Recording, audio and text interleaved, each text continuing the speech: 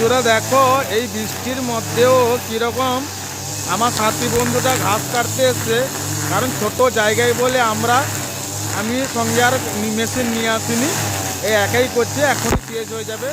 এবং তোমাদেরকে দেখাবো যে আর একটা সুন্দর মনোরম দৃশ্য। তো একটু কাটা হয়ে যাক, আমিও যেতে পারছি না, কারণ কি আছে না আছে ঘাসের ভিতরে, ঘাসটা কাটা হয়ে যাক, তারপরে আপনাদেরকে দেখাচ্ছি। চলো দেখাচ্ছি আপনাদের। বৃষ্টি পড়ছে এখনো,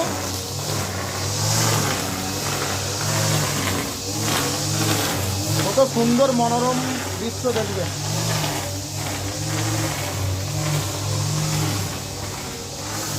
দেখুন আপনাদেরকে দেখো বন্ধুরা, দেখো নদীর তীরে জায়গাটা কত সুন্দর। দেখো এই জন্য এটাকে বলে কেরালাই বলে, এটা গডসন কান্ট্রি বলে। এর জন্য দেখো কত সুন্দর মনোরম দৃশ্য। দেখো ভাল লাগলে সাবস্ক্রাইব করবেন।